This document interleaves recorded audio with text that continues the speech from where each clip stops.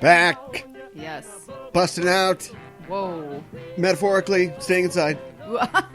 Busting out of the quarantine. Yeah, we're Another doing episode of COVideos. Yes, it's a jailbreak. A show that it's a jailbreaker. We're talking about a marriage that's a jail today, but we'll get to that in just a little bit. Yes. The show with no opening patter, just off the dome. Yeah. Some would say that's not too different from our usual operating procedure. I would disagree at least a little bit. I think we usually have some opening pattern. Day 48. It's probably actually past 48. It's probably day 357. Wow, I've lost track. Yeah, exactly. We should be keeping hash marks in the studio. I broke a little while ago. Did you? Have you broken yet? You're a rock. You think I'm a rock? Yes, you wear work clothes to work from home.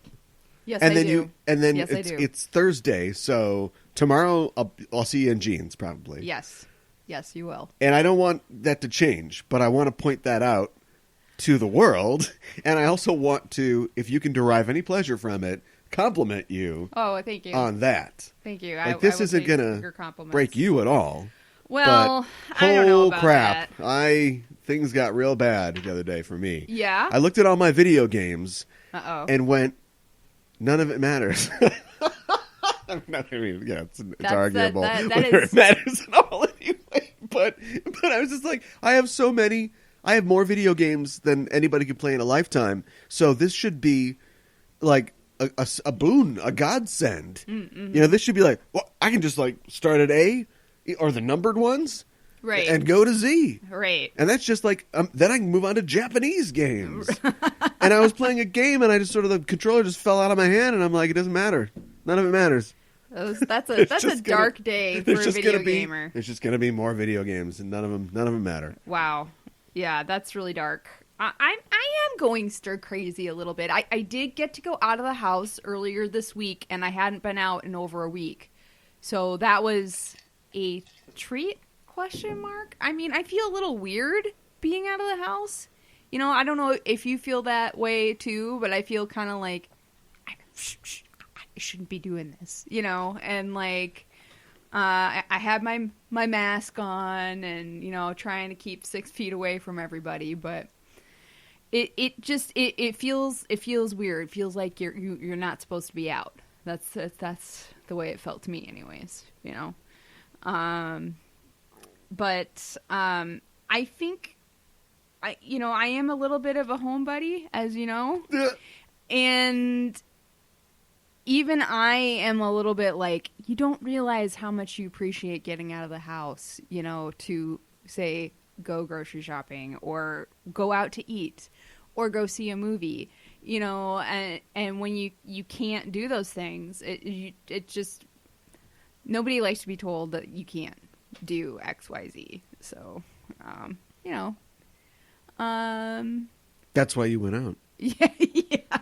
Because they told you not to. Right. I'm a rebel. Yeah. Yeah. Getting your allergy medicine. A rebel with a cause? A real rebel would let the snot flow down their face. Ooh. No allergy pill's gonna tell me what to do. Which is a commercial idea I have. Okay, I see. So it's just a person going... That's the first 10 seconds, and the rest of the ad, 90-second ad, is a person going around committing minor acts of social disorder while somebody tells you all the side effects about bleeding anuses and stuff like that. You're like knocking an ice cream cone out of somebody's hand. Right. Yeah, the social menace. The social menace. That's a different kind of medicine that you need. Oh, boy.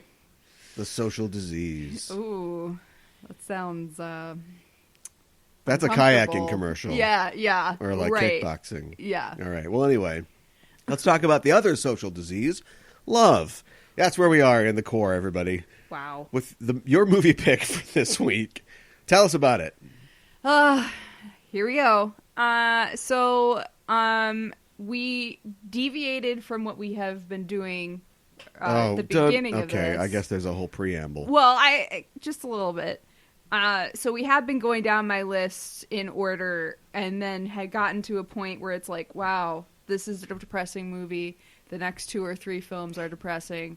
Well, maybe we don't want to do that. No, what really happened is I looked at your list and I was like, hold on, wait a minute. You've just got like Rambo 4 and Rambo 5, which I guess makes sense adding things to a list, but I ain't watching Rambo 4 and 5 in sequence. Forget that. Well, okay, that's fair. So instead, we decided to, do what nerds do and turn to the dice. That's right. And so we are picking randomly off your list. Yes. With the dice. So the dice selected my pick of Blue Valentine. Yes.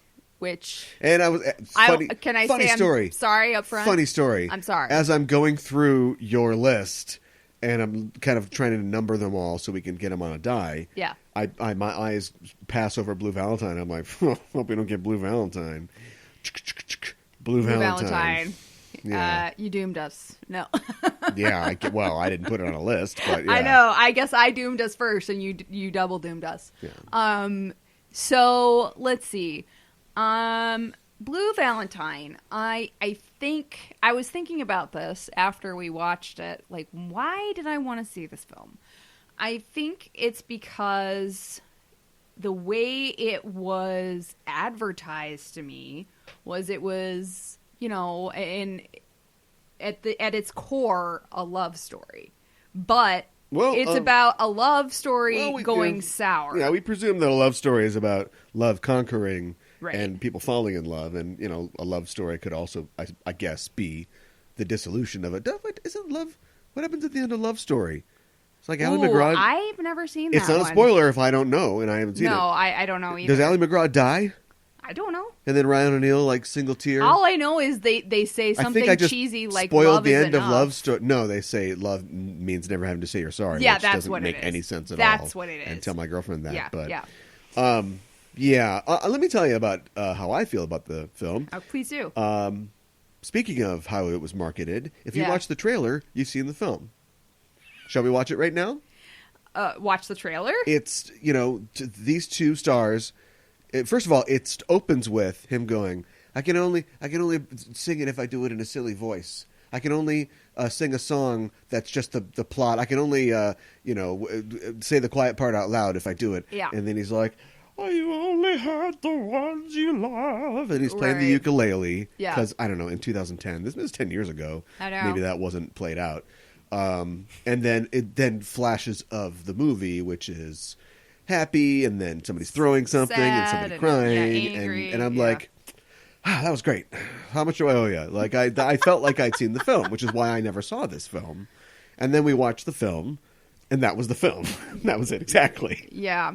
Yeah. I mean, we'll get into it a little more, but I feel like the way it was billed it was supposed to be a realistic look at love.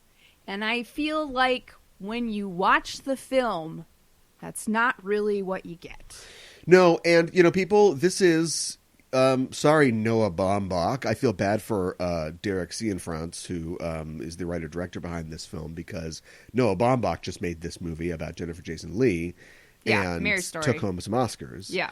Whereas, this guy, he's done this. It was probably, his biggest or first high-profile film. He did a film later called The Place Beyond the Pines, which you told me about. I didn't hate. Okay. I don't think it's great, and I think, it has, what do you call the crash aesthetic, where it's like, oh, this is important. This is important. Right. Listen to me. Right. And it's also, I coined redneck punk. Yes. This is more like, I don't want to say white trash punk, because what's the differentiation for redneck punk? Right. It's sad punk. It's sad punk. Okay. And this and that and A Place Beyond the Pines is both sad punk. But I think this guy is married and with 2 kids and still married as far as I know. Okay. But I feel like it's probably based on maybe his own marital troubles as well. Yeah. And when I'm going to show that the listeners can't see this, but here's a picture of him. So he just turned Ryan Gosling into himself. Yeah. So I think that this is probably largely autobiographical, but that's only a film theory from this guy right here. Okay. Well, hopefully his marriage is happier than theirs. Yeah. I also feel bad because the film originally got an NC-17 rating for which what? I was not aware of. How how do I put this nicely? A woman receiving pleasure. Yes. Which, if you've seen the movie, this is not yet rated, the documentary, they'll explain why Hollywood doesn't like that. Or, no, they won't. They'll just explain that Hollywood, specifically the MPAA, doesn't like that. No. Right. So that's too dicey. You can't enjoy sex. That's too racy. Yeah. Yeah. But you can Baja Blast with the best of them, and maybe we'll get to that later. Yep. Do you want to tell us what the movie's about? Although I think people can kind of figure it out. Well, so it goes back and forth between the present day and the past when they originally met. In present day, Michelle Williams is a nurse. You're starting. Remember that picture about the Game of Thrones horse? You know, in the first season, is the horse is just lovingly cross-hatched and shaded and perfect, and then as it goes on, it's just like a stick at the end. Yeah, you're putting too much detail in the margins. Okay, sorry. Just give us like the elevator pitch. Hot people fall out of love. We're gonna ugly up the guys. Yeah, and they're gonna be right. You know, a lower white middle class family. They have a kid, which I guess complicates things. Whose marriage is falling. Watch me while I do it, so you can do it. All right. Okay. Hot people playing poor middle class people. Who have a kid. Their marriage falls apart, and as it does, we see how the circumstances that brought them together, but also the seeds that probably pushed them apart. Right. The end. Ugly up the gauze. Ugly up the gauze. Let's bring that hairline back. Which they definitely did. But looking at it, and then I went on Google Images for like an hour and looked at pictures of him that were ostensibly from now. Yes. It was done so. Usually they do that so poorly. Yeah. There's what's the trio or the quad of trailers that we were going to talk about because they were so bad, and we never ended up talking about them, but now we can kind of pull that out, about the Forrest Whitaker movie where he plays a Southern minister who takes in a KKK member and like converts him.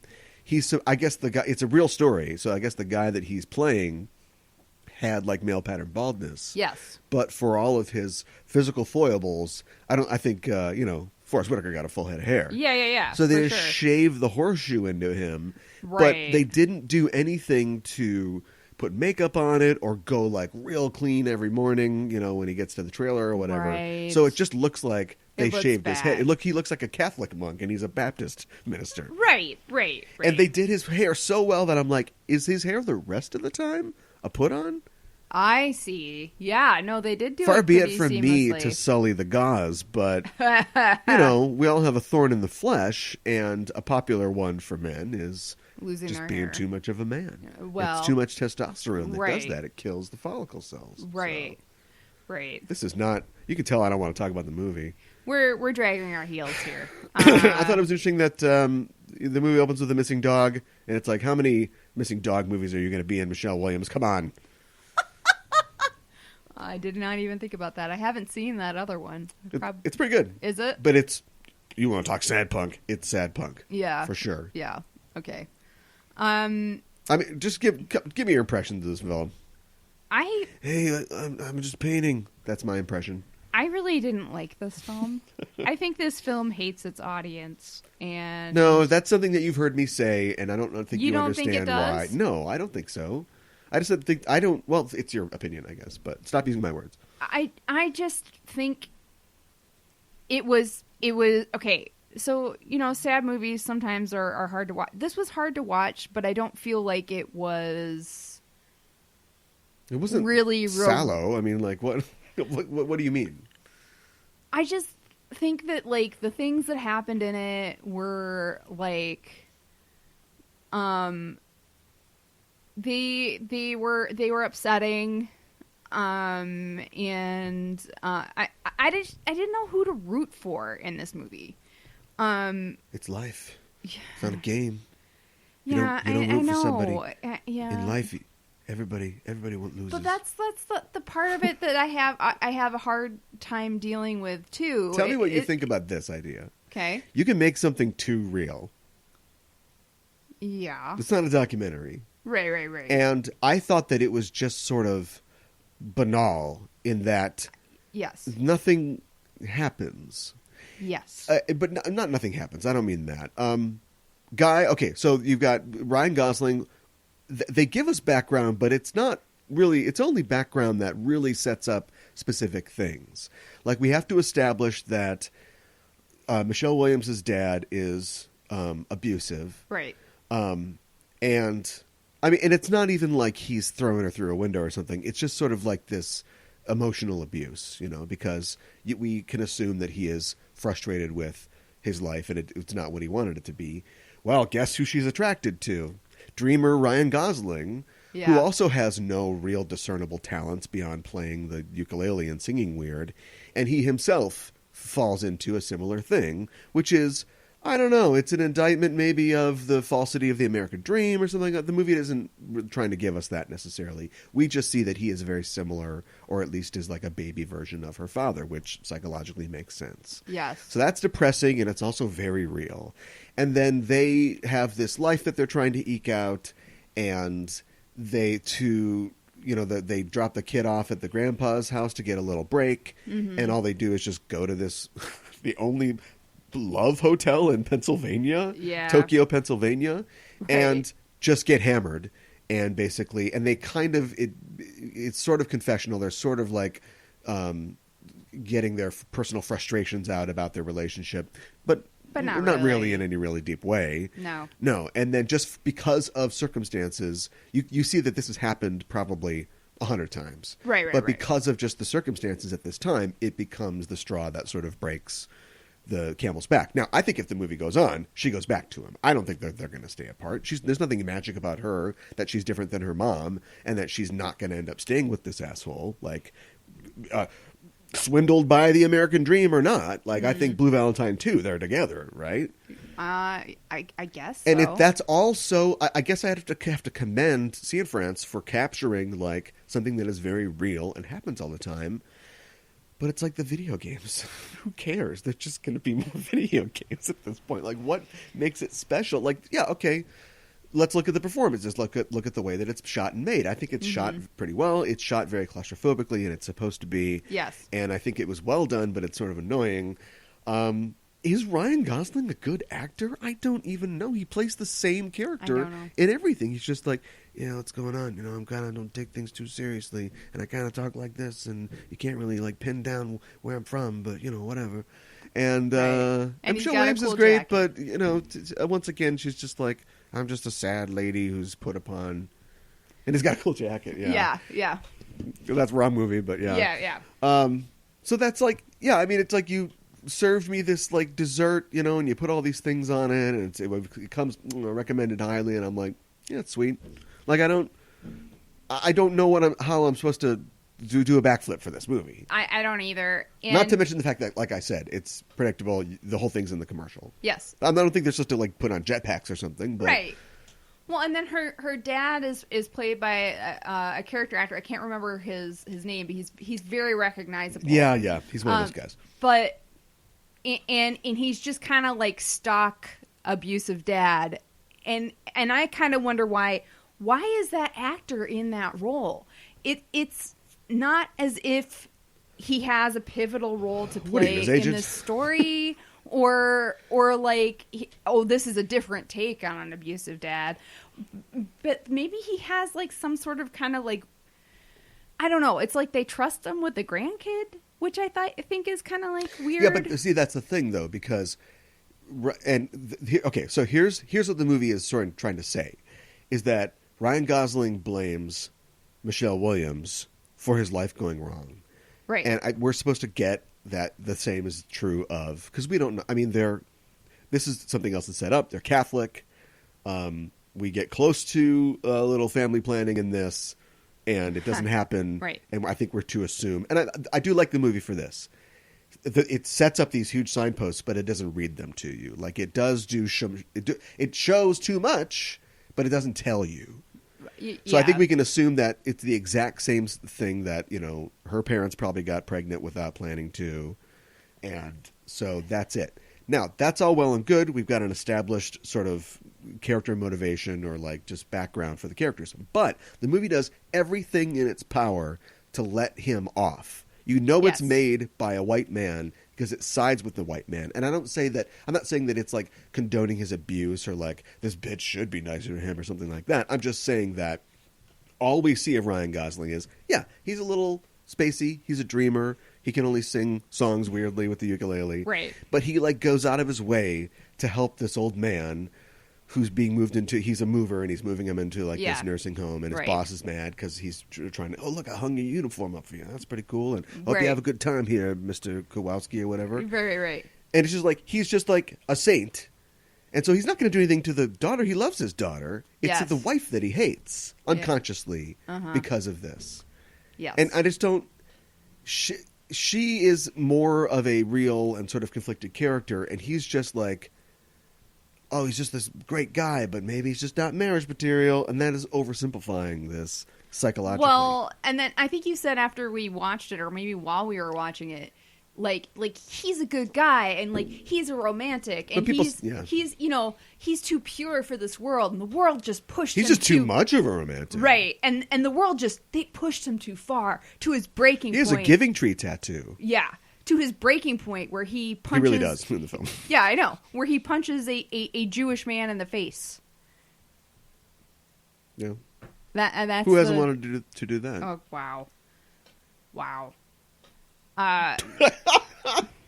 Yeah, because something bad had to happen, actually bad. And you say, well, the movie doesn't put it all on, it just leaves it out there. It doesn't put it all on Michelle Williams, but it also doesn't give Michelle Williams a choice in anything.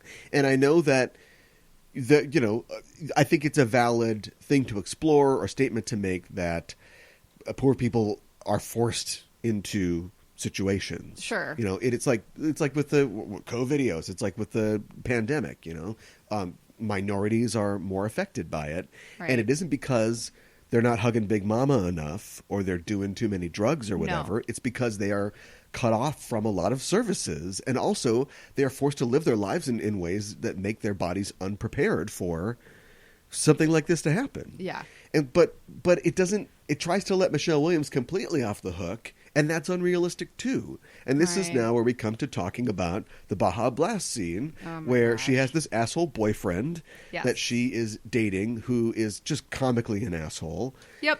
Why would she even date him? He's not even the sensitive guy who's a little dangerous, which is like her psychological type, template for her abusive dad. Right. She's just with him, and then he Baja blasts inside of her when they're enjoying themselves. And that leads us to this whole thing, because now she's pregnant, and she starts seeing Ryan Gosling, and it's left ambiguous, and I guess it doesn't really matter either in the movie or in the real world, like whether or not that's his child. He wants to raise this kid, so whatever, fine. Right. But makes him more of a saint. Yeah, but the movie presents that as something that happened to her. Like it was the fault of the wrestling asshole, Johnny California or whatever. Yeah. And she's just a victim of all this. And she's not. Like, she's an adult. She can make choices about birth control and family planning. Right. And she put herself in that situation. And then so she runs to Ryan Gosling because she doesn't have the balls or whatever to have an abortion. And it's just, it frames all these things as having like a morality. And if you look at it from a completely like cynical and amoral perspective, then I guess there's just going to be more video games. But the movie's like not like that. The movie is subtly moralizing, and I don't approve of that. I don't like that. Yeah.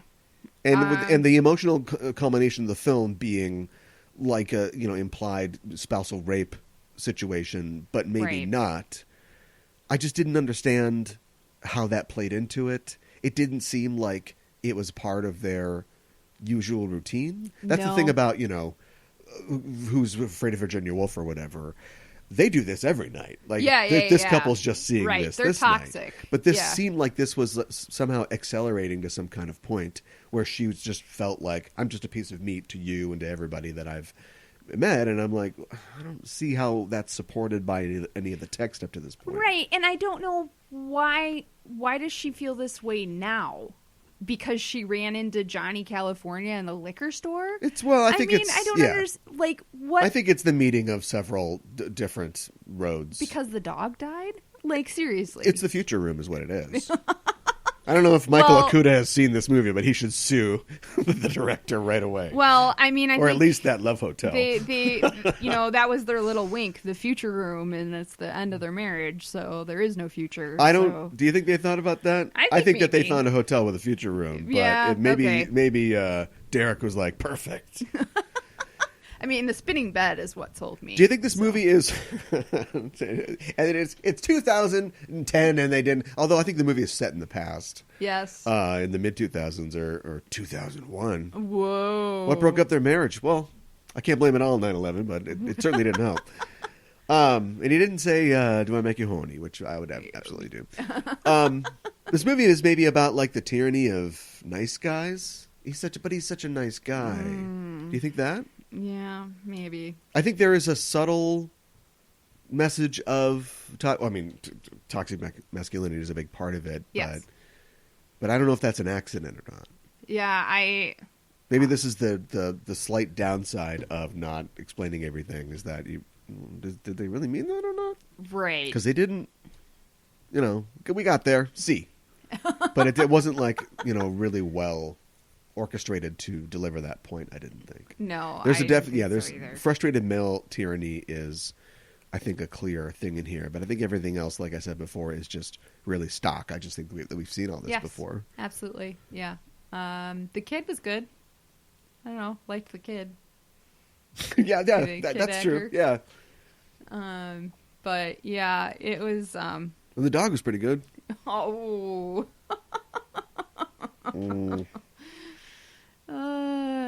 Yeah. I think this is the first one that we've watched for COVideos that I would not recommend. Really? Yeah. Do you think that... So Gosling is the nice guy. Yeah. In everything, right? Yeah. But is he? He's the perfect example, and I don't know if TV Tropes or whoever has... I guess we are the Tropes. I guess we should come up with something, but... I think he's the smooth-haired avatar of toxic masculinity. Everything that he's in, he's like... He's handsome and he's intellectual, but he's maybe a little dangerous. I mean, I rode this line for years. Like, this is the only way I ever scored. And, but it's like Drive or maybe even Crazy Stupid Love. I'm trying to think of the movies that I've seen him in. Definitely The Notebook. Whoa. Only The Notebook's like, no, she needed somebody to scream at her all the time. And threaten to kill himself if she didn't. Right. Yeah, right. But he's always that. I don't think he's ever a totally stock romantic hero. Yeah. He's always somebody who, he could ruin your life. He could make you happy, but he could totally destroy your life. Right. Right. And this is, this might be the epitome of that. The real world epitome of that. Yeah. Yeah. And I think it's, like, he's frustrated with her and he's mad at her, but he still really wants to be with her. And I think maybe that's illustrated best by him being really, and we've seen this before, but being really pissed and, like, throwing his wedding ring, into the... You know where we've seen it? Where? The Abyss. Oh, really? 1986. Okay. James Cameron, or not 86, but around there. Yeah. Yeah. Ed Harris, has to work with Mary Elizabeth Mastrantonio, and they're mad. No, it's not. It's Mary... What is it? I don't know. I'm not good with I'll names. know by the end of the segment. Yeah. I'm not good with names. I'm not. Carl. Whoa. I'm not Carl, but that's okay. 1989, and the star was Mary Elizabeth Mastrantonio. I was thinking of the lady who's the lady from Fried Green Tomatoes and Some Kind of Wonderful. That's Mary Quite Contrary. Doesn't matter. Know. He's got to work with her. They fight all the time. And then one time he's like, screw this bitch, and he throws his wedding ring in the toilet, their chemical toilet. A door closes, beat, door opens again. He scrambles, down and tries to get there. And then his hand is blue for the rest of the movie. And also at one point when all the doors are closing because there's a leak, he's going to get trapped in the thing like everybody does in the submarine movies and drowned. Yeah. But the ring is machined from like a industrial metal as a sign because they're like underwater truckers, basically. Right. And so he puts his hand in there, and it gets caught, and it holds the door open, which that wouldn't happen, but it doesn't matter. And they finally pry the door back open, and he's like, he kisses the ring. He's like, and that's, it's all... It's a movie about underwater aliens, but it's a movie about a couple learning how much that they really need each other. Right. And he scrambles to get his ring. The Abyss. Get his ring. You could call the Abyss Blue Valentine, and you could call Blue Valentine the Abyss. We did it. Bam, bam, bam, bam, bam, da, da, da. Oh my gosh. We did it. Wow. Why don't you know when genius is looking you in the face? That was amazing. Don't fake laugh. It's amazing. I'm not fake laughing. Wow. You don't appreciate me. I do too. No, you only hurt the ones you love. All right, let's talk. I've got literally like 3 more pages of notes, but I feel like you're done talking about it, and I kind of want to be done talking about it. Yeah, I think I'm done. Let's move on to my pick. Let's. This is the oops, I did another Hollywood pick. Why do I do this? I don't know. I was thinking that while we were watching it. Yeah. But this is a film from 2014, 15, I think it's probably 15, called Hail Caesar by the Coen brothers. Yes. And this is really where, I know that I've used this 3 times already, but this is really where the video game thing comes in.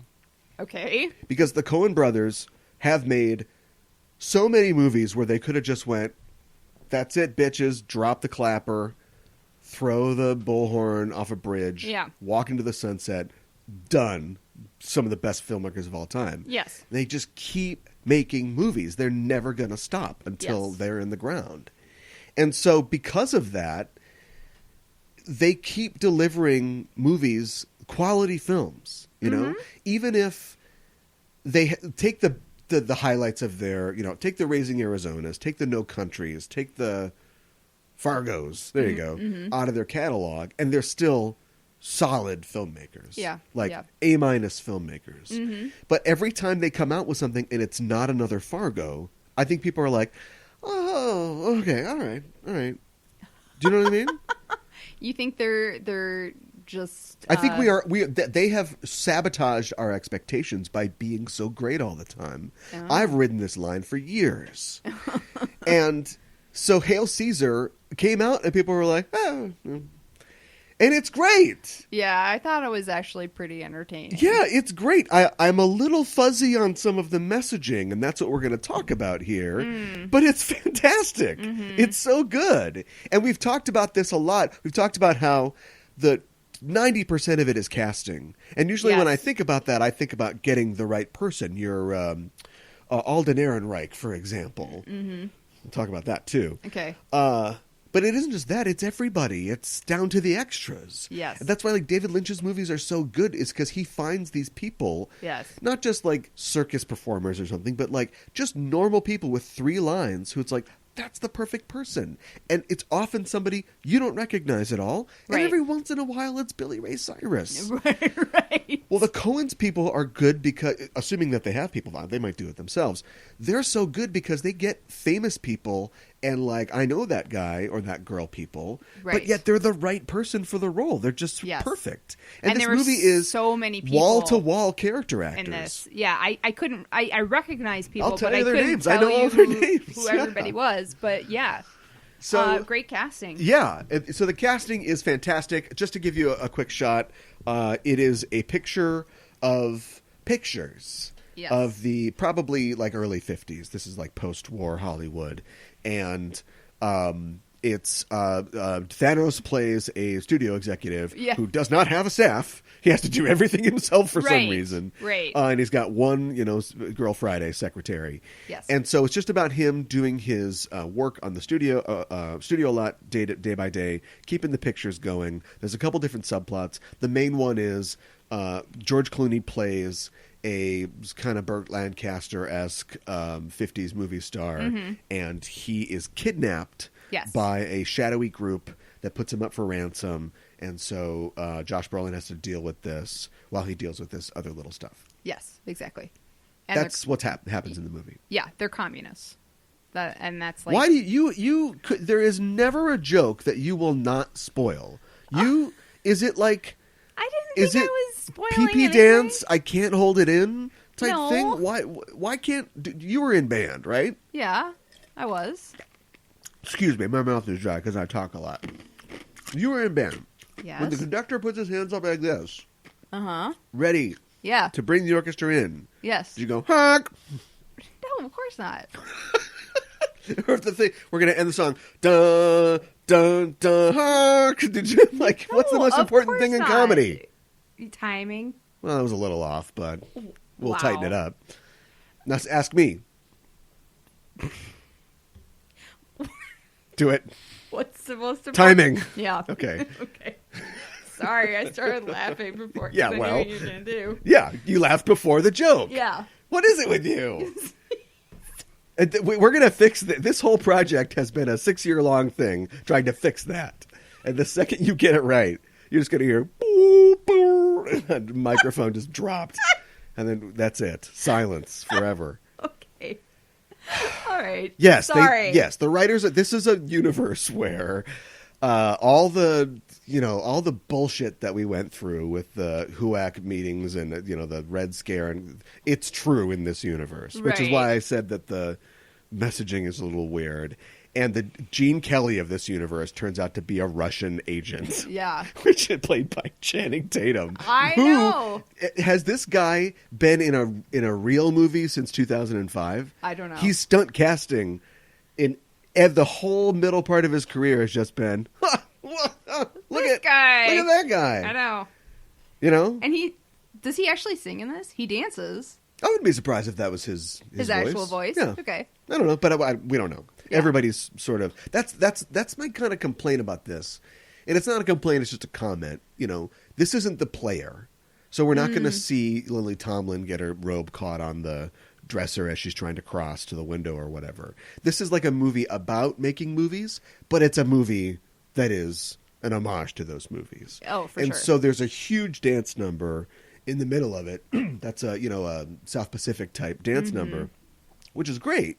But you don't see, they don't stop for takes. It is just presented fully realized as you would see it in the film, maybe with a little bit of framing so we actually see the slats of, or like the PA's leg or something like that is standing off to the side.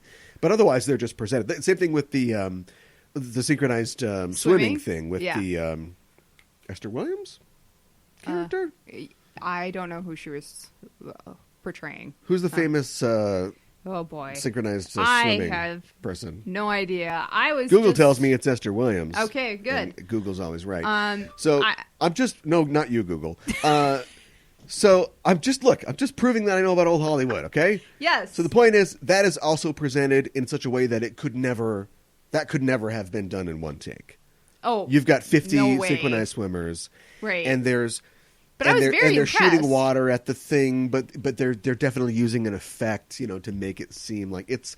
So what I'm saying is, when Hollywood does new old movies, they never look like old movies. And some of that's practical. The film stock, the lenses are different and stuff like that. And that's fine. I mean, I just thought they have such an attention to detail that I thought that if they were going to do it, they would really go all the way in. But I guess it doesn't really matter because you could never have Alden Ehrenreich, or is it Aaron Aldenreich? Whoa. Let's ask Google. You can never have him flip off a horse and then swing around on a thing, and it's all just cut, and he shoots a guy and then lands back on the horse. Yeah. And we're supposed to think it's all one take. And the spaghetti lasso. You can't do that. You can't do that. The spaghetti would stick to itself. Oh my goodness. Yeah. But anyway, Alden Ehrenreich. Let's see what Google has to say about it. Oh. We're trying not to waste our listeners' time here. Okay. All right. Alden Ehrenreich. According to Wikipedia. All right, I get the idea. That's it. Okay. So, Solo. That's a good a topic as any. I now feel bad for that guy. Whether or not he can improvise on set. Right. He got screwed. You think so? He's great in this. He was now, great in he's this. playing the role of he's the Audie Murphy type. You got a lot of Wikipediaing to do after this. Yeah. He's the Audie Murphy type in this, in that not really an actor. Actor, and perfect casting. He was in one thing before this. It was that movie. It was the movie. Was it Blue Jasmine? He was you ran out on us, Mom. And, when near the end of the movie when Cate Blanchett goes to see her son. Yeah. And after Alec Baldwin's in prison. Yeah. And he works in like a pawn shop or something like that. And that's like, and he's like, I don't want you coming around here no more. Like that's him. Oh, okay. But all right. I think he was chosen specifically for this because he has a 50s. He's got a period face. Yeah. He does. He fits seamlessly into this. Yes. Except when he's, would that it were. Really badly acting. Yes. Yeah, which is hard to do. We've talked about that before. Bad. Yeah. So he plays a guy that can't act in this. Then he gets cast in Solo, and we hear a lot about we hear things in a way, something that Thessaly might have printed in her gossip rag that he's no good, and then I haven't seen that guy in a while. No, you're right. And I think it's too bad. I think you're right. Hopefully he makes a comeback. Maybe he can sing funny with a ukulele. Take some of those toxic masculinity roles away from the goss. Yeah, let's put him up head to head. Yeah. Hair to hair. Yeah, let's do it. Yeah. And let's have him split a bottle of Vitalis and see how this goes. Redneck punk or sad punk. All right. Well, anyway, I guess I'll keep talking. So the point is that otherwise, it's just the Big Lebowski, right? It's just the Big Lebowski. Yeah. It literally like somebody is kidnapped for a ransom. There's there's a guy that gets told to shut up all the time. Yes. We don't know what his name is. Yeah. He's just communist writer. Right. But there's a lot of fun things in here, though. The Esther Williams character, who's like this sweet virginal queen, being like, "Give me another cigarette." Like, I mean, we've seen that, but I like the idea of them kidnapping the George Clooney matinee idol star, and then he spends a night with them, and he comes back to the studio the next day, and he's like, "These guys have a lot of interesting ideas. They figured out every system, and it's all in a book called Capital. That's Capital with a K. Yeah, maybe we need to get to the workers some power around here." And Josh Brolin's character, who is really nice, he's a devout Catholic. He's very good at his job.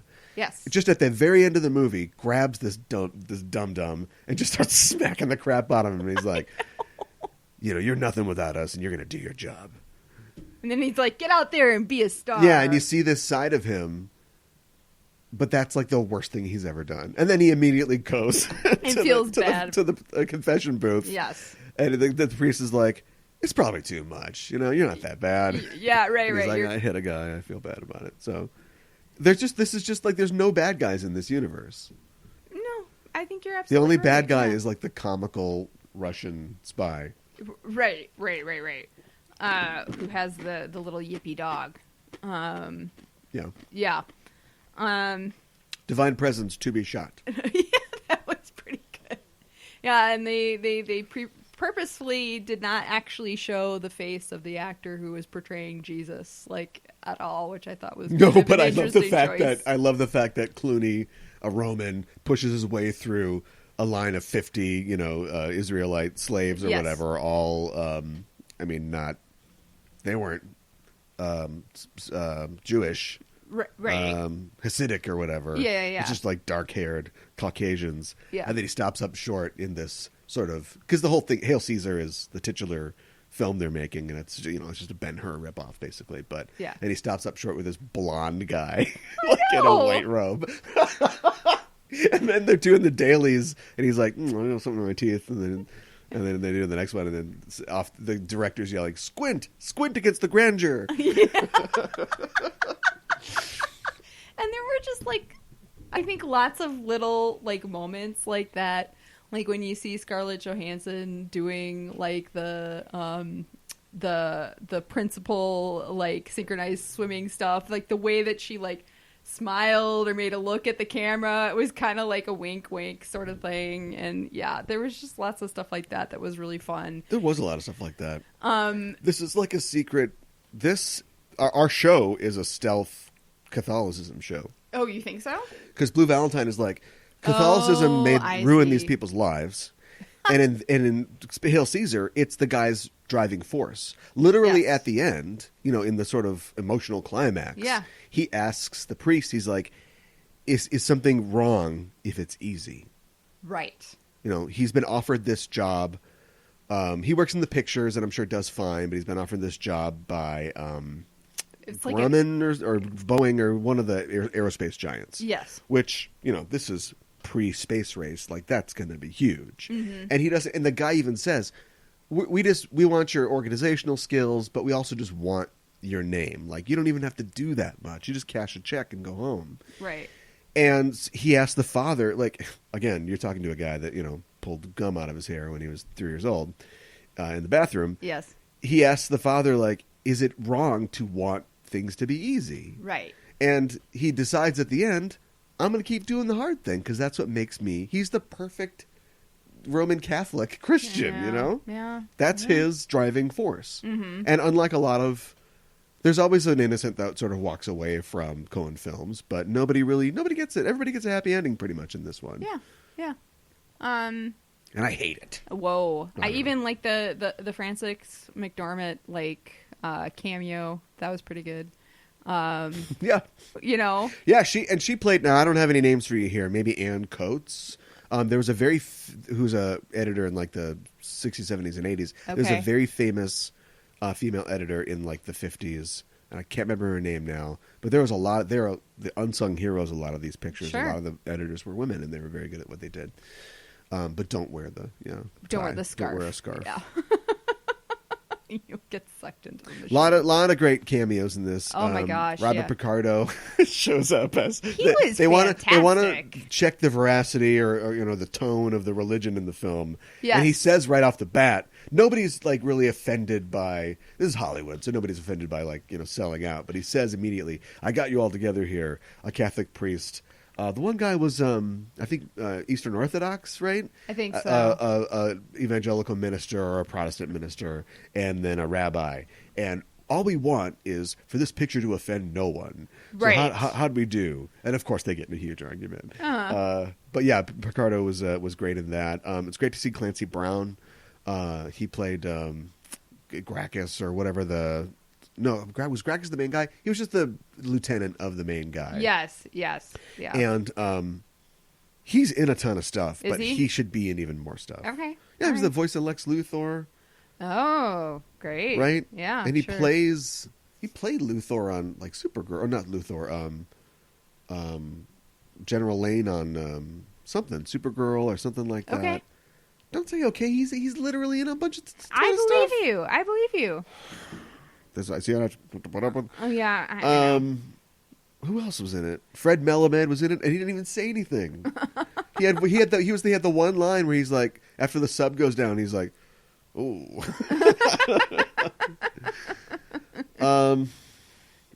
Yeah. Who else was in it? This of course Ray Fiennes is in it and is great. Yes. As Lawrence, yeah, which is such a great name. And then Christopher Lambert is in it. Haven't seen that guy in a while. Okay. He is the Highlander. Oh, is he really? Yeah. Okay. And he's in this, and maybe things turned out okay, but one of the reasons that he kind of quit acting is it was 8 alimony payments. This guy's he's a lover. He's the smooth-haired last era's avatar of toxic masculinity. Wow. I told him that I loved him, and he stabbed himself and showed me he was an immortal. He's going blind. Oh, really? Or it was almost completely blind. Oh, and, I mean, there's a lot of ways to shoot around that, but I wonder if he took care of that or got that fixed or something. Huh. But I thought it was kind of ironic that he was a movie picture director because he can't see. Yeah. Anyway, I don't have any great revelations. It's just a good movie. And if you, like me, kind of put it off because you thought, well, there's a lot of fun. There's a lot of talent on display.